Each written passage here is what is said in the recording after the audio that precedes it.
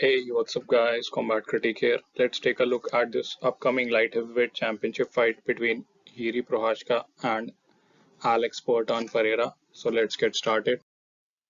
Let's take a look at the records of these two fighters, starting with Jiri. So Jiri has 29 wins and just 3 losses. If we talk about his 29 wins, he has 25 by knockout. So he is really a knockout machine. Just 3 via submission and 1 via decision. If we talk about his 3 losses, he has been knocked out twice and he has also been submitted once. He also has a draw on his record. Now let's talk about Alex Pereira. So Alex has 8 wins and 2 losses. Significantly lesser MMA experience for Alex Pereira compared to Jiri. If we talk about his 8 wins, he has 6 of them via knockout and just 2 via decision. If we talk about his 2 losses, he has been knocked out once and he also has a submission loss on his record. Both these guys have a lot of finishes, and in their records, they have more fights ending in finish than in decision. So they are pretty exciting fighters to watch. Now let's take a look at the physical and career statistics of both these guys. Starting with the height, it is 6 feet 3 for Yeri and it is 6'4" for Alex. So on paper, Alex should have a slight 1 inch height advantage. If we talk about the weight, both of these guys are light heavyweights and this is a championship fight. They will not be allowed to weigh even half a pound over the limit. If we talk about the reach is 80 inches for Jiri Prochazka and it is 79 for Alex Pereira. So Jiri will have a slight 1 inch reach advantage. Stance is orthodox for both these guys. And if we talk about the age, Jiri is the younger fighter.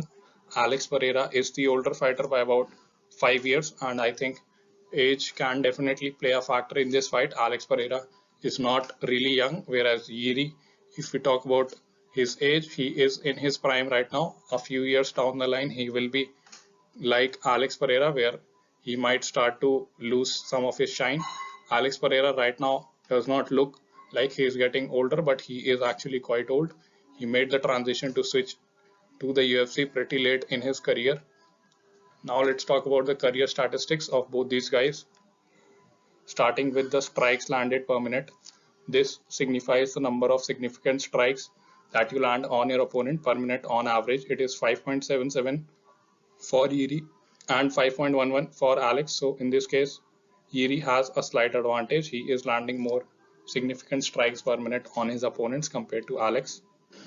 Striking accuracy is 55% for Yiri and it is 62% for Alex. So Alex will have an advantage here. He is more accurate with his strikes. Next up, we have the strikes absorbed per minute. Now this is the opposite of strikes landed per minute, and this signifies the number of significant strikes that you absorb from your opponent per minute on average. This is 5.4, pretty high number for Yiri, and it is 3.7 for Alex Pereira. So in this case, the guy with the lower number has an advantage because he is getting hit lesser. So Alex will have an advantage here as well. Striking defense is 40% for Jiri and it is 51% for Alex Pereira. So Alex Pereira has better striking defense, and we have seen Jiri, he is not very defensively good in terms of the striking. Now let's take a look at the wrestling, grappling and BJJ statistics. Starting with the takedown average, it is 0.38 for Jiri and it is 0.22 for Alex. So in this case, a very slight advantage goes to Jiri Prochazka.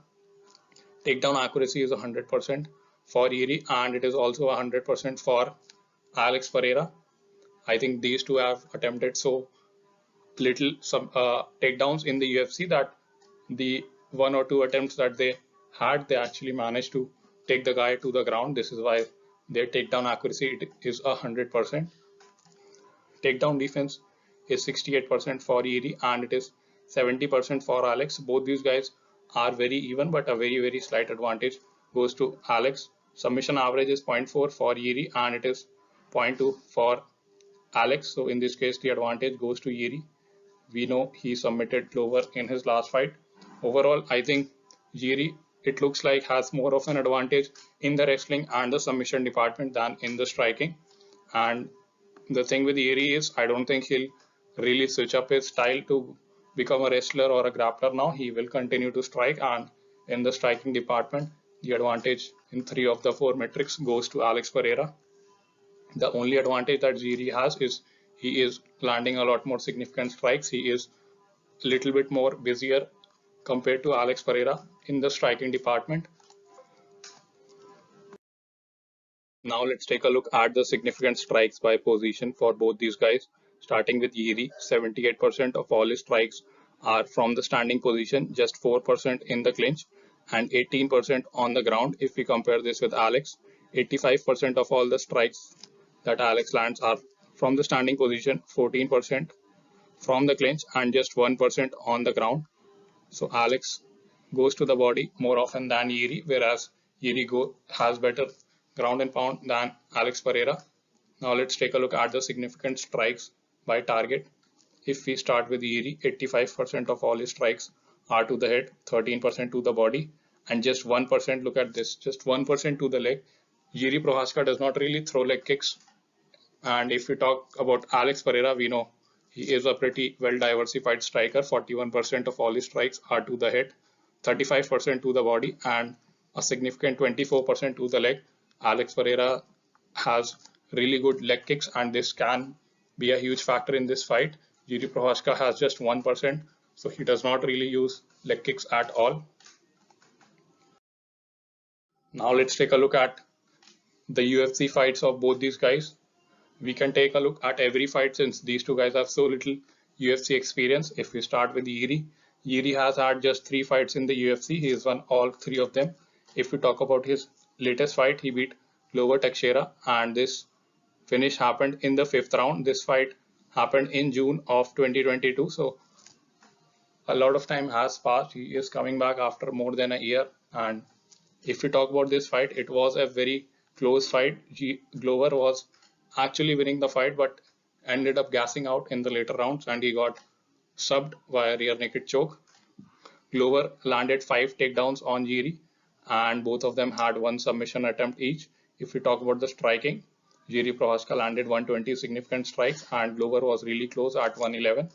If we talk about the fight before that, Jiri beat Dominic Reyes, and in this fight, both of them got 1 takedown. Reyes also had 1 submission attempt credited to him. However, he lost the fight via spinning back elbow in the 2nd round.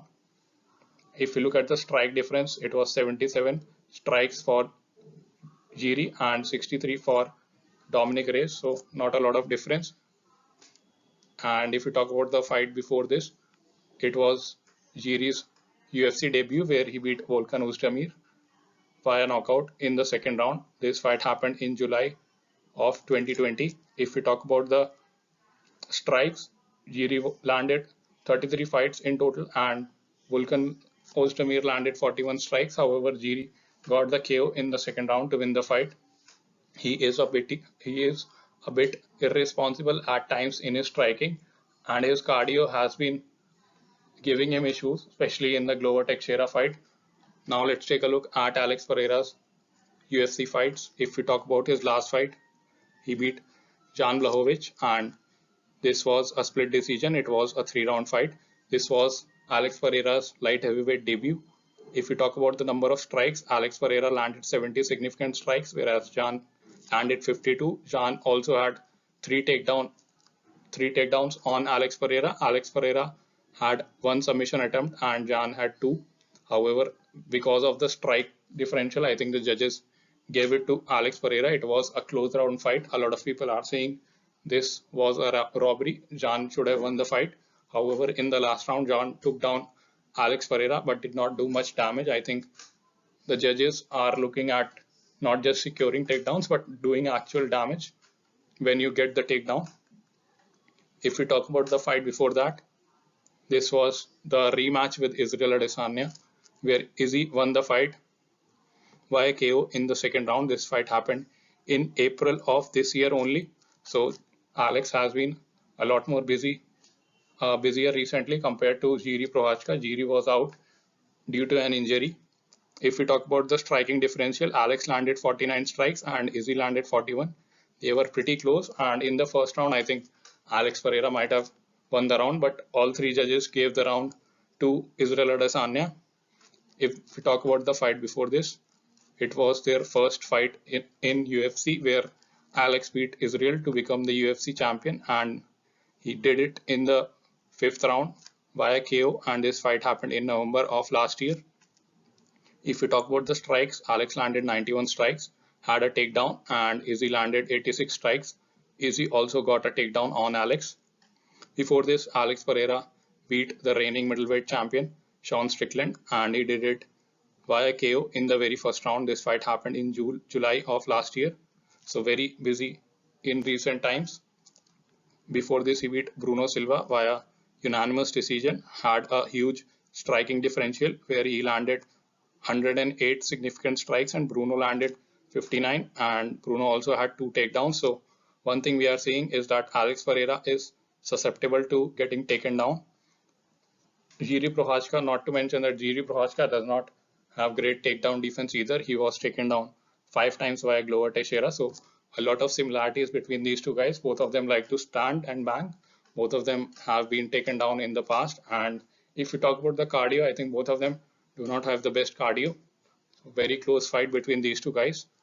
If I have to pick a winner, I think the keys to victory for Jiri is to use his wrestling and grappling, but I don't think Jiri will do that. He will try to keep the fight on the feet, and on the feet we have seen 3 of the 4 metrics say that Alex Pereira is the better striker. Also, he goes to the leg a lot often than Jiri Prochazka. I think his leg kicks can be a determining factor in this fight. For these reasons, I'm picking him to win this fight. Let me know what you guys think in the comments below. I'll see you guys in the next video.